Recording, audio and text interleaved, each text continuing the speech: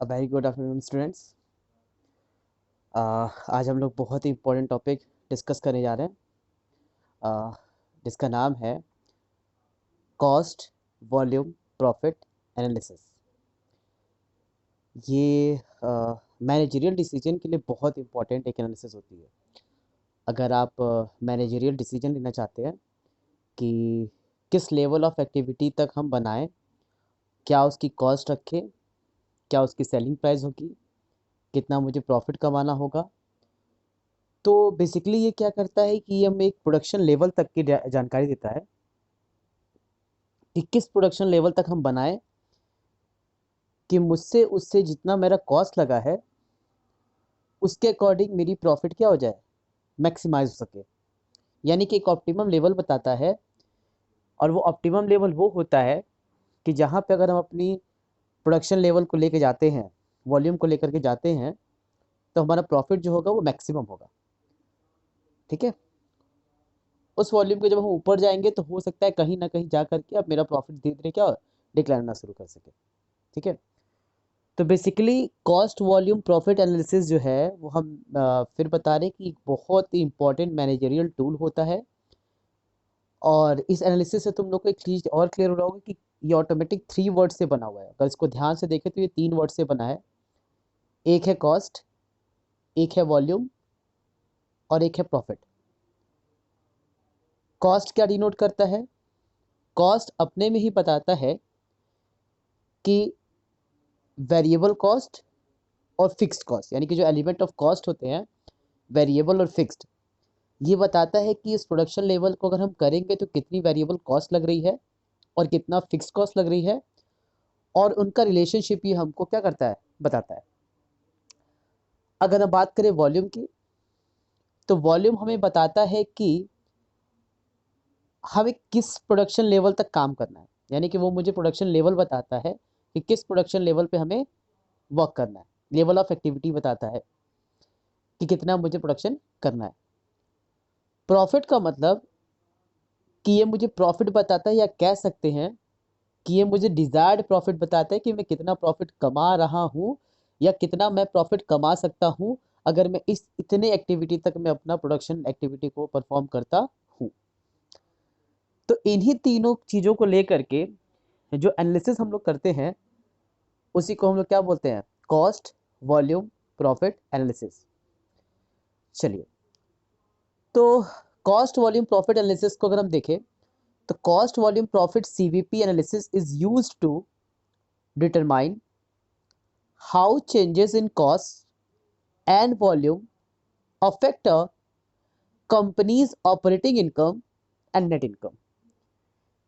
Cost volume profit analysis हमें determine करने यानी कि बताने में हेल्प करता है कि अगर मैं कॉस्ट में किस तरह का चेंजेस होता है और अगर मैं अपने वॉल्यूम में चेंजेस करूं तो उन दोनों की मदद से हमारे प्रॉफिट पे क्या असर पड़ेगा। जैसे वेरिएबल कॉस्ट कंट्रोल करना हो, फिक्स कॉस्ट कंट्रोल करना हो, उन दोनों को किस तरीके से हम कंट्रोल करके किस तरह से हम किस लेवल ऑफ एक्टिविटी पे वर्क करें कि मुझे 60,000 यूनिट बनाना है, मुझे 80,000 यूनिट बनाना है, मुझे 1 लाख यूनिट बनाना है। यानी कि कौन से लेवल ऑफ एक्टिविटी पे मैं काम करूं, किस वॉल्यूम पे बनाऊं कि मेरी कॉस्ट कम से कम हो, वॉल्यूम ज़्यादा से ज़्यादा हो, ताकि मेरा प्रॉफिट जो हो वो मैक्सिमम लेवल पे हो। तो कॉस्ट और वॉल्यूम के कंपोनेंट को इस्तेमाल करते हुए मैं कितना प्रॉफिट अर्न कर सकता हूँ, यही हमारा कॉस्ट वॉल्यूम प्रॉफिट एनालिसिस बताता है। कॉस्ट के साथ खेलने का मतलब है कि मैं वेरिएबल और फिक्स्ड कॉस्ट के साथ कैसे खेल सकता हूँ, मैं वॉल्यूम के साथ कि मैं वॉल्यूम को कितना रखूँ। साहब ये भी हो सकता है कि मैं बनाने को 1 लाख यूनिट भी बना सकता हूँ, लेकिन मैं 80,000 यूनिट ही बना रहा हूँ। ऐसा नहीं है कि मैं 1 लाख यूनिट बना नहीं सकता हूँ, मैं 1 लाख यूनिट बना सकता हूँ, लेकिन फिर भी मैं 80,000 यूनिट क्यों बना रहा हूँ? क्योंकि मुझे पता है कि साहब जब मैं 1 लाख यूनिट बनाऊंगा तो मेरा प्रॉफिट कम हो जाएगा एज कंपेयर्ड टू जब मैं 80,000 के लेवल ऑफ एक्टिविटी पे क्या कर रहा हूँ, परफॉर्म कर रहा हूँ। थोड़ा सुनने में अटपटा लग रहा है कि सर ज़्यादा बनाएंगे तो ज़्यादा प्रॉफिट होगा ना। ऐसा कुछ नहीं है, ज़रूरी नहीं है कि आप ज़्यादा बना रहे हो तो आपको ज़्यादा प्रॉफिट भी हो। ठीक है, तो ये कौन से लेवल ऑफ एक्टिविटी पे वर्क करे ये भी हमको डिसाइड करने में ये सीवीपी एनालिसिस क्या करता है, हेल्प करता है। अच्छा, cost volume profit CVP analysis is a managerial accounting technique. मैंने बताया कि ये डिसीजन लेने में क्या करता है, हेल्प करता है। Which studies the affect of sales volume and product cost on operating profit of a business. एकदम वही सेम लाइन रिपीट है कि ये एक मैनेजेरियल अकाउंटिंग टेक्निक है साहब, जिसके इस्तेमाल से हम सेल्स वॉल्यूम यानी कि प्रोडक्शन वॉल्यूम की बात कर रहा है, जो सेल्स वॉल्यूम होगी हमारी और जो मेरा प्रोडक्ट को बनाने में कॉस्ट बैठेगा, उसको मैं किस तरीके से अपने ऑपरेटिंग प्रॉफिट पे या उन दोनों का इफेक्ट हमारे ऑपरेटिंग प्रॉफिट पे कितना होगा या मेरे नेट प्रॉफिट पे कितना होगा, इसी को जिसको निकालने के लिए हम जिस टेक्निक का इस्तेमाल करते हैं उसको बोलते हैं cost volume profit analysis. It shows how operating profit is affected by changes in variable cost. समझना बात को। अब अगर हम कॉस्ट को तोड़ने की कोशिश करें तो कॉस्ट को अगर हम तोड़ेंगे तो एक वेरिएबल कॉस्ट बनेगा, एक फिक्स्ड कॉस्ट बन गया। तो वेरिएबल कॉस्ट और फिक्स्ड कॉस्ट को अगर कोई चेंजेस करते हैं तो उससे मेरे ऑपरेटिंग प्रॉफिट पे क्या चेंज होगा। अगर मैं सेल्स प्राइस में कोई चेंजेस करता हूं, घटाता हूं या बढ़ाता हूं, तो उससे मेरे प्रॉफिट पे क्या असर पड़ेगा। और अगर मैं सेल्स मिक्स में, जहां पे दो या दो से अधिक प्रोडक्ट है, वहां पे अगर मैं सेल्स मिक्स में कोई चेंज करता हूं तो उससे मेरे ऑपरेटिंग प्रॉफिट पे क्या असर पड़ेगा, ये हमको बताता है cost volume profit analysis. It is also known as break even point analysis. अभी हम लोग आगे चर्चा करेंगे ब्रेक इवन पॉइंट एनालिसिस क्या होता है। तो ये ये इसको हम लोग ब्रेक इवन पॉइंट एनालिसिस भी कहते हैं। ठीक है, और लास्ट है आपका, it is a logical extension of the concept marginal costing. देखिए, मार्जिनल कॉस्टिंग वैसे तो हम लोग को आगे पढ़ना है, पर फिर भी थोड़ा बहुत बता देते हैं। मार्जिनल कॉस्टिंग का सीधा सा मतलब होता है ना कि साहब ये एक तरह का कॉस्टिंग का टेक्निक होता है जिसमें हम ये बताना चाहते हैं कि उसमें कई सारे डिसीजन लेते हैं, जैसे मैनेजरल डिसीजन लेते हैं कि मैं उसको बनाऊं या खरीद लूं। ठीक है, मैं उसको कंटिन्यू करूं या शट डाउन कर दूं। तो इस तरह की जो एक्टिविटी को हम लोग डिसीजन लेने के लिए इस्तेमाल करते हैं, तो वहां पे हम लोग मार्जिनल कॉस्टिंग चलाते हैं। जैसे एब्जॉर्प्शन कॉस्टिंग में क्या होता है, हम कॉस्ट जो हमारा इनकर हो रहा है, हम उसको मट जो हमारा यूनिट है या जो हमारे कॉस्ट सेंटर है उस पे हम एब्जॉर्ब कराने की कोशिश करते हैं। और मार्जिनल कॉस्टिंग का मतलब होता है हम लोग रिवर्स वर्किंग करते हैं, यानी कि मैं सेल्स से चलता हूँ और प्रॉफिट पे आना चाहता हूँ, यानी कि सेल्स में से मैं कॉस्ट को माइनस करके अपना प्रॉफिट निकालना चाहता हूँ।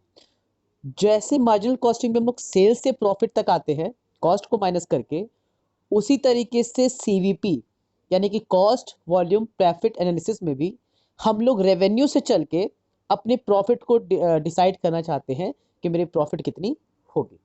ठीक है, यानी कि रिवर्स वर्क की।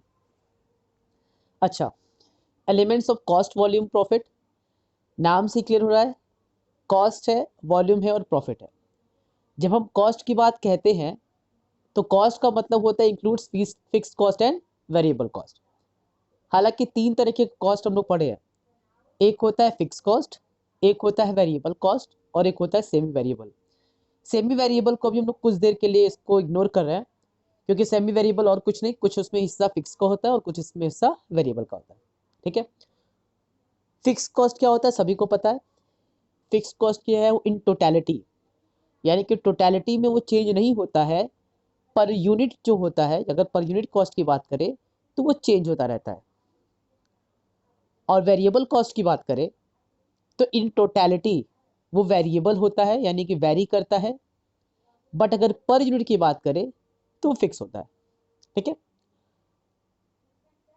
Volume includes production unit. और जब हम वॉल्यूम की बात करते हैं, जब कभी भी हम आगे चल के वॉल्यूम चिल्लाएंगे कि वॉल्यूम क्या होता है, वॉल्यूम क्या होता है, तो यहाँ वॉल्यूम का मतलब सिर्फ और सिर्फ प्रॉफिट, सॉरी, सिर्फ और सिर्फ प्रोडक्शन यूनिट है कि कितना मैं प्रोड्यूस कर रहा हूँ। ठीक है, और या फिर कह सकते हो सेल्स वॉल्यूम, यानी कि सेल्स में कितना कर रहा हूँ या कितना मैं प्रोड्यूस कर रहा हूँ। ठीक है, लास्ट है आपका प्रॉफिट। और प्रॉफिट का मतलब क्या होता है, रेवेन्यू माइनस कॉस्ट, यानी कि रेवेन्यू में से अगर मैं कॉस्ट को माइनस कर दूं तो मेरा क्या निकल जाएगा, प्रॉफिट। यानी कि उन तीन चीज़ों पे वो डिस्कस करता है। कॉस्ट यानी कि फिक्स्ड वेरिएबल, प्रोडक्शन मतलब वॉल्यूम हो गया, और प्रॉफिट का मतलब रेवेन्यू माइनस कॉस्ट हो गया। अच्छा, ये रिलेशनशिप बहुत इंपॉर्टेंट है, और ये आपकी न्यूमेरिकल सॉल्व करने में, एक तरीके से जब आपको न्यूमेरिकल सॉल्व करेंगे तो उसमें आपको बोलेगा कमेंट करिए या डिसीजन लीजिए, तो उसमें ये आपका बहुत बड़ा रोल प्ले करेगा। आइए देखते हैं। पहला बोला है, there is a negative relationship between volume of production and cost of production, that is with the increase in volume of production there are chances of decrease in cost of production per unit। अगर मैं इन तीन line को एक word, अगर बोलते हैं ना one word substitution, अगर इन तीन लाइन को मैं एक वर्ड में बोलना चाहूँ तो मैं बोल सकता हूँ economies of large scale. Economies of large scale का मतलब होता है कि जब कभी भी हम प्रोडक्शन लेवल बढ़ाते हैं अपना, तो प्रोडक्शन लेवल की बढ़ने की वजह से ओवरऑल कॉस्ट तो बढ़ती है, लेकिन जो cost of production per unit आता है वो कम आता है।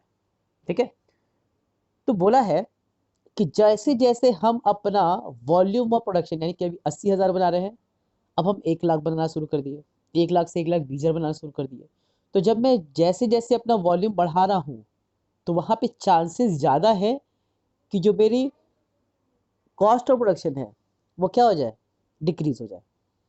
ठीक है sir. Next, there is a negative relationship between cost of production and amount of profit. ये तो सीधा हिसाब किताब है साहब। That is with the decrease in cost of production per unit there are chances of increase in profit। Cost बढ़ेगी, profit घटेगा, cost घटेगी, प्रॉफिट बढ़ेगा, ये तो सीधा कंसेप्ट है। तो बोलता है कि भैया कॉस्ट और प्रॉफिट में क्या होता है, इनवर्स रिलेशनशिप है। कॉस्ट बढ़ेगी, प्रॉफिट घटेगा, कॉस्ट घटेगी, प्रॉफिट बढ़ेगा। कॉस्ट और वॉल्यूम में क्या होगा, निगेटिव रिलेशन। कॉस्ट घटना शुरू हो जाएगी अगर मैं प्रोडक्शन लेवल बढ़ाता हूँ, या प्रोडक्शन लेवल अगर घट रही है मेरी तो धीरे धीरे कॉस्ट भी क्या हो रही होगी, पर यूनिट हो सकता है इंक्रीज हो, यानी कि कम लेवल पे अगर हम बनाते हैं तो मेरी कॉस्ट नॉर्मली क्या होती है, ज़्यादा लगने की चांसेस हैं। लास्ट है, there is a positive relationship between volume of production and amount of profit. अगर वॉल्यूम ऑफ प्रोडक्शन बढ़ाते हैं तो हमारी कॉस्ट क्या होगी, कम, और जब कॉस्ट कम होगी तो ऑटोमेटिक मेरा प्रॉफिट क्या होगा, बढ़ेगा। With the increase in volume of production there are chances of increase in profit. जैसे जैसे हम प्रोडक्शन लेवल बढ़ाएंगे वैसे वैसे चांसेस है कि मेरी प्रॉफिट क्या होगी, बढ़ेगी। तो ये तीन रिलेशनशिप आप बहुत इंपॉर्टेंट है, इसको याद रखना। पहला, वॉल्यूम ऑफ प्रोडक्शन और कॉस्ट का, वॉल्यूम बढ़ेगी तो कॉस्ट क्या होगा, कम होगा। दूसरा, कॉस्ट और प्रॉफिट का, कॉस्ट बढ़ेगा तो प्रॉफिट क्या होगी, घटेगी। और तीसरा, अगर हमारा वॉल्यूम ऑफ प्रोडक्शन क्या होगा, बढ़ेगा, तो प्रॉफिट के बढ़ने की चांसेस क्या है, हाई है। इंपॉर्टेंस पे आता है कि क्यों आखिर हम लोग कॉस्ट वॉल्यूम प्रॉफिट एनालिसिस करते हैं। तो सबसे पहले होता है setting of a flexible budget. Cost volume profit analysis हमें हेल्प करता है कि मुझे एक डिग्री ऑफ फ्रीडम देता है, क्योंकि मैं इसमें वॉल्यूम के साथ कुछ चेंजेस करता हूँ, मैं उसमें कॉस्ट भी वॉल्यूम में चेंजेस के हिसाब से मैं देखता हूँ कॉस्ट में क्या चेंजेस हो रहे हैं और मेरे प्रॉफिट पे क्या असर हो रहा है। तो बेसिकली फ्लेक्सिबल बजट भी हमें एक फ्रीडम देता था कि ये लेवल ऑफ एक्टिविटी है साहब, इस लेवल ऑफ एक्टिविटी पे जब आप काम करोगे तो आपका इतनी कॉस्ट बैठेगी। उसी तरीके से सीवीपी एनालिसिस भी हमें ये एक फ्रीडम देता है कि मेरे पास कई सारे क्या होंगे, लेवल ऑफ एक्टिविटी होंगी, हर लेवल पे वॉल्यूम बताएगा और उसके हिसाब से बताता है कि आपके प्रॉफिट पे क्या असर पड़ेगा। तो जिसमें हमें ज़्यादा प्रॉफिट आने के चांसेस होते हैं हम उसी बजट को क्या करते हैं, इस्तेमाल करते हैं। Next, determination of BEP, break even point determine करने में भी हमें ये क्या करता है, हेल्प करता है। Third, profit planning. ये तो बहुत इजी है भाई, हम लोग इसमें प्रॉफिट की तरह से क्या करते हैं, डिसाइड निकालने की कोशिश करते हैं कि अगर हम अलग अलग एक्टिविटी पे काम करेंगे तो मुझे कितनी कितनी प्रॉफिट क्या होगी, अर्न होगी। तो जिस लेवल ऑफ एक्टिविटी पे सबसे अधिक प्रॉफिट आने के चांसेस होंगे हम उसी एक्टिविटी को क्या कर लेंगे, एक्सेप्ट कर लेंगे। Helpful in price fixation, price fix करने में यानी कि सेल्स प्राइस को तय करने में हेल्प करता है। सेल्स प्राइस का मतलब हो गया कि variable cost plus fix cost, और उसमें अगर हम प्रॉफिट का मार्जिन जो हम लोग रखना चाहते हैं, डिजायर्ड प्रॉफिट जो होगा, उसको अगर हम ऐड कौन कर दें तो हमारा सेल्स प्राइस क्या होता है, डिसाइड हो जाता है। तो सेल्स प्राइस को भी फिक्स करने में क्या करता है, हेल्पफुल होता है। और लास्ट है analysis of effect of changes in price. अगर कोई भी प्राइसेस में चेंज होता है तो उसके इफेक्ट को भी हम क्या कर सकते हैं, इस कॉस्ट वॉल्यूम प्रॉफिट एनालिसिस में क्या कर सकते हैं, एनालाइज कर सकते हैं। चेंजेस इन प्राइस का मतलब सेल्स की प्राइस चेंज हो सकती है, या वेरिएबल या फिक्स कॉस्ट चेंज हो सकता है। तो अगर वेरिएबल कॉस्ट और फिक्स कॉस्ट, या फिर अगर हम कहते हैं कि इन्फ्लेशन की वजह से जो है हमारा सेल्स प्राइस या किसी भी तरह का प्राइस चेंज हुआ, तो उसका असर हम लोग सीवीपी एनालिसिस में क्या करते हैं, निकालते हैं। ठीक है, कि increase of sales price by 10%, तो उसका मेरे प्रॉफिट पे क्या असर होगा। Increase of variable cost by 10%, तो उसका हमारे प्रॉफिट पे क्या असर होगा। तो हम लोग कई सारे चेंजेस जो होते हैं ना, उसको भी अपने सीवीपी एनालिसिस में क्या करते हैं, ऐड ऑन करने की कोशिश करते हैं, और उसके बेसिस पे हम अपने प्रॉफिट निकालने की कोशिश करते हैं। नेक्स्ट है हमारा ब्रेक इवन पॉइंट एनालिसिस। ये भी हम लोग चर्चा भी किए थे कि ब्रेक इवन पॉइंट एनालिसिस क्या होता है, हम लोग आगे देखेंगे। Break even point analysis can be defined as a point where total cost यानी कि expenses is equal to total sales revenue, यानी कि जहां पे हमारा टोटल कॉस्ट जो एक्सपेंसेस है वो हमारे टोटल सेल्स रेवेन्यू से क्या हो जाए, इक्वल हो जाए। सर टोटल कॉस्ट अगर टोटल रेवेन्यू के बराबर हो गया तो उस स्थिति में तो हमको कोई प्रॉफिट नहीं होगा। सर प्रॉफिट ही नहीं, हमको तो कोई लॉस भी नहीं होगा। तो ऐसी स्थिति जहां पे मेरे पास कोई भी प्रॉफिट ना हो, कोई भी लॉस ना हो, और जहां मेरा रेवेन्यू जो है मेरे कॉस्ट के बराबर हो जाए, तो ऐसे किसी पॉइंट को हम लोग क्या कहते हैं, ब्रेक इवन पॉइंट। ठीक है, तो ब्रेक इवन पॉइंट एनालिसिस में भी ये क्या करता है, सीवीपी एनालिसिस हेल्प करता है। ठीक, कि मैं क्या करता हूँ, मैं सोचता हूँ कि अगर मुझे प्रॉफिट जीरो कमाना है और मेरी वेरिएबल कॉस्ट और मेरी फिक्स कॉस्ट ये है, तो मेरी सेल्स की प्राइस कितनी होगी और सेल्स का वॉल्यूम कितना होगा, कि मैं कितना बनाऊं और कितनी प्राइस रखूं कि मुझे उस कंडीशन में किसी भी तरह का प्रॉफिट या लॉस ना हो। तो ब्रेक इवन पॉइंट हमको ये मदद करता है कि आपकी सेल्स प्राइस एटलीस्ट कितना हो या सेल्स वॉल्यूम आपका एटलीस्ट कितना हो।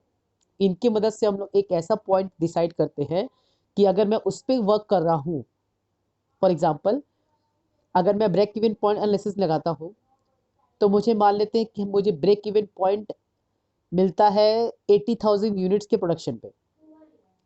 तो मुझे पता है कि मैं अगर 80,000 के यूनिट प्रोड्यूस करूंगा तो उस कंडीशन में मुझे किसी भी तरह का प्रॉफिट या किसी तरह का भी लॉस नहीं होगा। ठीक, तो ये एक आइडिया मिल जाता है, एक बेस मिल जाता है डिसीजन लेने के लिए, कि एटलीस्ट हमको वो एक ऐसा पॉइंट है जहां पे मुझे किसी भी तरह का प्रॉफिट या किसी भी तरह का लॉस नहीं होगा। ठीक है, नेक्स्ट है आपका ये फिगर, अगर आप लोग ध्यान से देखें तो इस फिगर में देखो, इसी को हम लोग बोलते हैं ब्रेक इवन एनालिसिस का फिगर। इसमें आपको दिख रहा होगा वाई एक्सिस पे सेल्स, और एक्स एक्सिस पे दिख रहा होगा आपको यूनिट सोल्ड। उसमें एक ब्लैक कलर की लाइन जा रही है जिसको हम लोग बोलते हैं टोटल रेवेन्यू। टोटल रेवेन्यू का आपको एक दिख रहा होगा लाइन, टोटल कॉस्ट की लाइन दिख रही होगी, वेरिएबल कॉस्ट की लाइन या फिक्स कॉस्ट की। अगर मैं वेरिएबल कॉस्ट की लाइन को देखूं तो वो जीरो से स्टार्ट हो रहा है और वो बिल्कुल लीनियर तरीके से आगे बढ़ रहा है। ठीक है, फिक्स कॉस्ट की बात करें तो फिक्स कॉस्ट जो है वो बिल्कुल पैरेलल है एक्स एक्सिस के। अगर हम एक्स एक्सिस बोले यूनिट सोल्ड को, तो वो बिल्कुल क्या है, एक्स एक्सिस यानी कि यूनिट सोल्ड के बिल्कुल पैरेलल गया है। क्योंकि मुझे पता है कि फिक्स कॉस्ट जो होता है वो क्या होता है, ऑलवेज सेम होता है। जब हम फिक्स कॉस्ट में ये वेरिएबल कॉस्ट जोड़ते हैं तो हमारा आता है टोटल कॉस्ट। तो आप देख लोगे जो वेरिएबल कॉस्ट के ठीक पैरेलल में एक लाइन जा रही है जिसको बोले total cost. But total cost की जो लाइन है वो कहाँ से स्टार्ट हो रही है, फिक्स कॉस्ट से। यानी कि मैं जीरो प्रोडक्शन अगर करता हूँ तो जीरो प्रोडक्शन के केस में वेरिएबल कॉस्ट तो जीरो होगी, बट मेरी फिक्स कॉस्ट क्या होगी, कुछ ना कुछ होगी। इसीलिए जो टोटल कॉस्ट की लाइन है वो हमारी फिक्स्ड कॉस्ट जहाँ से शुरू हो रही है वहाँ से स्टार्ट हो रही है और बिल्कुल पैरेलल चली गई है किसके, वेरिएबल कॉस्ट के। ठीक है सर। उसके अलावा एक मेरा और लाइन है जिसको हम लोग बोलते हैं टोटल रेवेन्यू की लाइन। जो टोटल रेवेन्यू की कर्व गई है, लाइन गई है, वो जीरो से स्टार्ट हुई है क्योंकि स्टार्टिंग में मेरे पास कोई रेवेन्यू नहीं होती है, लेकिन बिल्कुल लीनियर बिल्कुल कांस्टेंट तरीके से वो क्या हो रही है, ऊपर जा रही है। ठीक, तो वो हमारी टोटल रेवेन्यू की लाइन हो गई। अब अगर हम बात करें तो एक पॉइंट है जहां पे टोटल कॉस्ट जो है वो टोटल रेवेन्यू को कट कर रहा है, और जो टोटल रेवेन्यू जो टोटल कॉस्ट को कट कर रहा है, इस पॉइंट को हम लोग बोलते हैं ब्रेक इवन पॉइंट। क्योंकि इस पॉइंट पे क्या है, मेरी जो टोटल रेवेन्यू है वो मेरे टोटल कॉस्ट के बराबर है, और जब टोटल रेवेन्यू टोटल कॉस्ट के बराबर होती है तो वहां पे हमें कोई भी प्रॉफिट या किसी भी लॉस की स्थिति नहीं होती है। जब हम उसके लेफ्ट हैंड साइड में रहते हैं, यानी कि मैं अगर लेफ्ट हैंड साइड में अप्रोच करूं तो उसके अंदर में जितना भी मैं प्रोडक्शन करूंगा तो उस समय मुझे लॉस होगा, क्योंकि मेरी जो टोटल कॉस्ट बैठ रही है वो क्या है, टोटल रेवेन्यू से ज़्यादा है, तो मुझे लॉस इनकर होगा। लेकिन जैसे ही मैं राइट हैंड साइड में यानी कि अबव अप्रोच करता हूँ तो मेरी जो टोटल रेवेन्यू है वो मेरे टोटल कॉस्ट से क्या है, ज़्यादा है, और जब टोटल रेवेन्यू मेरे टोटल कॉस्ट से ज़्यादा होती है तो मेरे जो प्रॉफिट अर्न होता है। तो मेरे पास दो एरो है, एक है लॉस का एरो और एक है प्रॉफिट का एरो। कोई भी इंडस्ट्री जो है वो हमेशा राइट हैंड साइड में रहना चाहती है, यानी कि ब्रेक इवन पॉइंट के हमेशा कहाँ रहे, राइट हैंड साइड में। इसीलिए ब्रेक इवन पॉइंट एनालिसिस करना बहुत ज़रूरी होता है कि साहब मुझे वो तो पॉइंट पता चले जहाँ पे मुझे किसी भी तरह का प्रॉफिट या किसी भी तरीके का लॉस नहीं होगा। क्योंकि जब कभी भी मैं ब्रेक इवन पॉइंट के ऊपर जा कर के एक्टिविटी परफॉर्म करूंगा, लेवल ऑफ एक्टिविटी पे वर्क करूंगा, तो ऑब्वियस सी बात है मेरा कॉस्ट क्या लगेगा, कम, क्योंकि इकोनॉमीज ऑफ लार्ज स्केल की वजह से मेरी कॉस्ट क्या होगी, कम लगेगी, और जब कॉस्ट कम लगेगा तो मेरा प्रॉफिट भी क्या होगा, ज़्यादा आएगा। ठीक, तो सारी की सारी कंपनीज हमेशा कोशिश करती है कि वो किधर है, राइट हैंड साइड पे वर्क करे, ताकि उसको टोटल रेवेन्यू जो है उसके टोटल कॉस्ट से ज़्यादा आए और वो हमेशा प्रॉफिट अर्न कर सके। कुछ एजम्पशन लिया गया है, ठीक है। जब कभी भी हम पढ़ते हैं तो उसमें कुछ एजम्पशंस लेने पड़ते हैं ब्रेक इवन एनालिसिस में। पहला है कि fixed cost and variable cost. The basic assumption of break-even analysis is that all cost that is all fixed cost that is production, administration, selling and distribution expenses can be divided into fixed। जितनी भी cost होते हैं वो fix cost और variable cost में divide होंगे, यानी कि यहाँ पे सेमी वेरिएबल कॉस्ट का कोई भी कह सकते हो अप्लाई नहीं होता है, यानी कि सेमी वेरिएबल कॉस्ट की कोई भी चीज़ इसमें एलिमेंट नहीं यूज होता है। यानी कि ये सिर्फ दो ही कॉस्ट पे चलता है, एक है आपका फिक्स कॉस्ट और एक है आपका वेरिएबल कॉस्ट। दूसरा, प्रपोस्टेड वेरिएबल कॉस्ट। यहाँ पे एज्यूम किया गया है कि जो वेरिएबल कॉस्ट होगा वो डायरेक्टली प्रोपोर्शनेट होगा सेल्स के, यानी कि जैसे जैसे सेल्स रेवेन्यू मेरी बढ़ रहेगी होगी उसी का प्रोपोर्शनेट बेसिस से मेरा वेरिएबल कॉस्ट भी बढ़ेगा।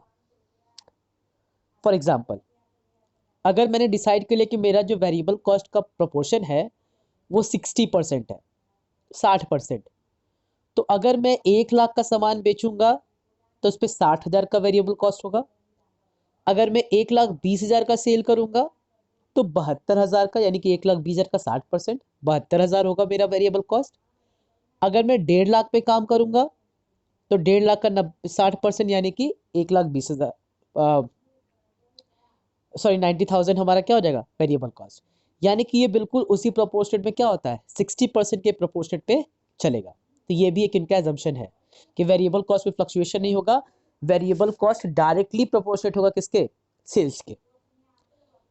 नेक्स्ट है आपका certain and constant fixed rate, यानी कि पूरा जो फिक्स्ड हमारा कॉस्ट है वो क्या है, कांस्टेंट है, यानी कि सेम रहेगा हर लेवल ऑफ एक्टिविटी पे, क्या रहेगा, कांस्टेंट रहेगा, सेम रहेगा, यानी कि फिक्स कॉस्ट में कोई भी चेंजेस नहीं होगा। और अभी मैंने बताया था कि यहाँ पे सेमी वेरिएबल कॉस्ट का कोई भी रोल प्ले नहीं होता है, यानी कि ब्रेक इवन पॉइंट में सेमी वेरिएबल कॉस्ट की कोई भी जगह नहीं है। अनचेंज सेलिंग प्राइस, आप सेलिंग प्राइस को चेंज नहीं कर सकते हो, सेलिंग प्राइस हमेशा क्या रहेगी, सेम रहेगी।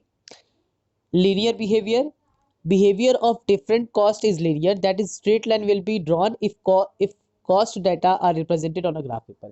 यानी कि बिल्कुल लीनियर बिहेवियर करता है, यानी कि कांस्टेंट तरीके से वो आगे बढ़ता है, उसमें किसी भी तरीके की फ्लक्चुएशन नहीं होगी। टेक्नोलॉजिकल स्टेबिलिटी, ये माना गया है कि हर लेवल ऑफ एक्टिविटी में जो टेक्नोलॉजी है वो अपग्रेड नहीं होगी, वो अपडेट नहीं होगी, जैसे अभी है वैसे ही अगले एक्टिविटी में भी रहेगी, वैसे ही सेम हर सारे एक्टिविटीज में रहेगी।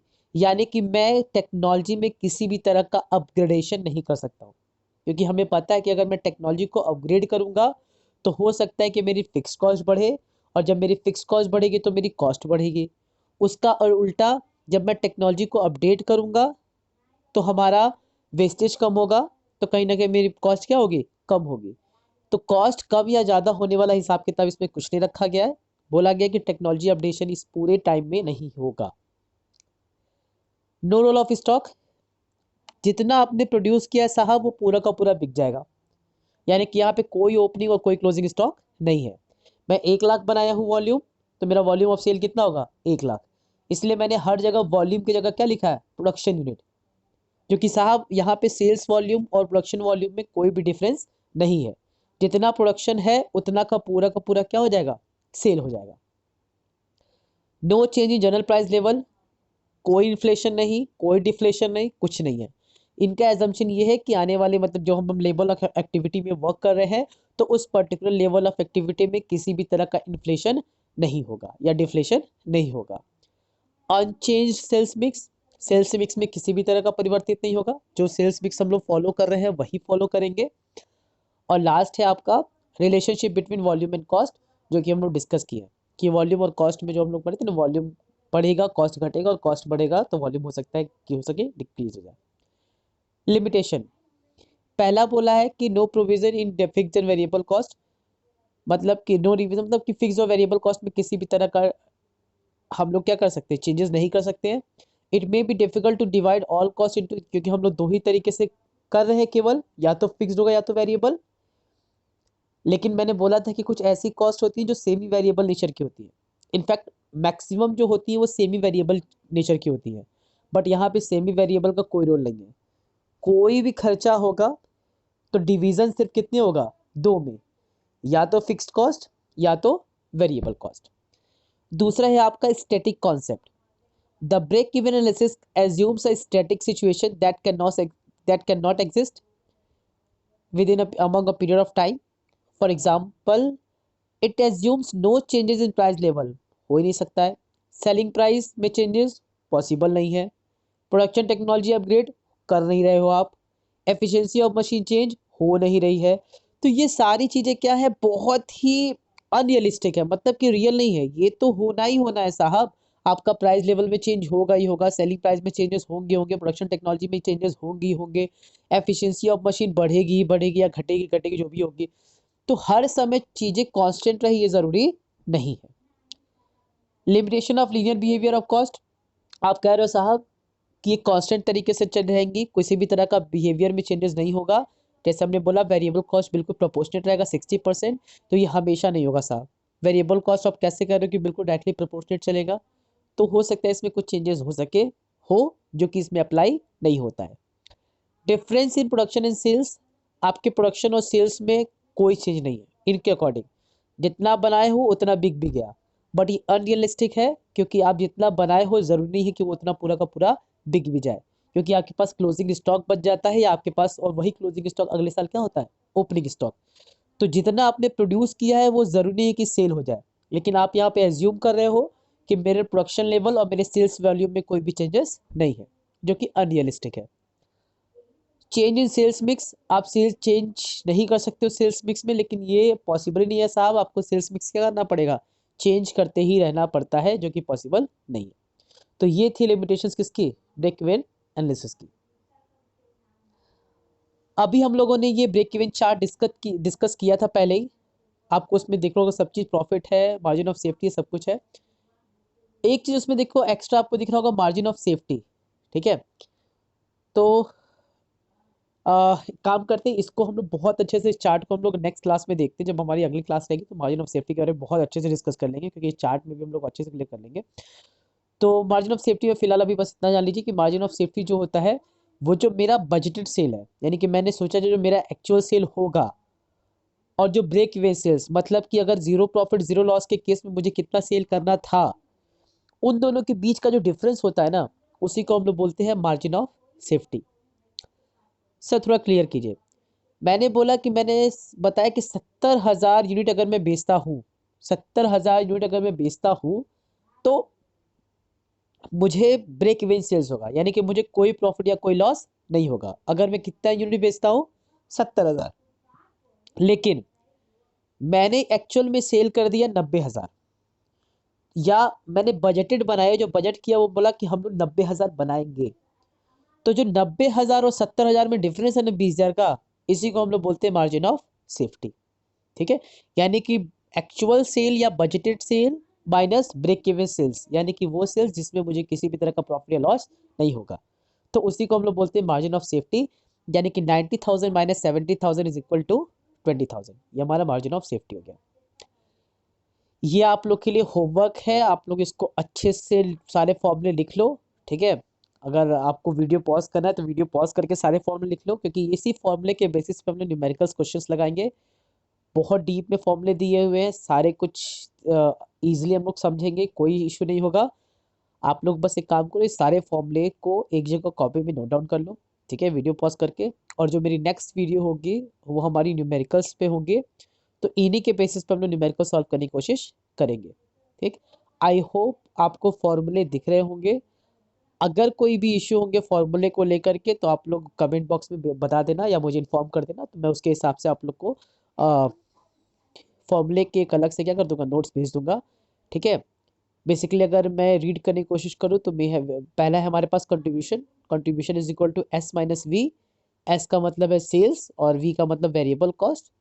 और वेरिएबल एक और तरीका होता है फिक्स कॉस्ट प्लस प्रॉफिट, वो भी हमारा क्या निकलता है, कंट्रीब्यूशन निकलता है। या सेल्स इंटू पीवी रेशियो, ये भी हमारा क्या निकलता है, कंट्रीब्यूशन निकलता है। तो इस तरीके से है। आप एक बार फॉर्मूला सारा गो थ्रू कर लेना, अदरवाइज मैं आप लोगों को फॉर्मूला भेज भी दूंगा। ठीक है, तो चलिए फिर नेक्स्ट क्लास हम लोग स्टार्ट करते हैं न्यूमेरिकल। ठीक है, चलिए, थैंक यू।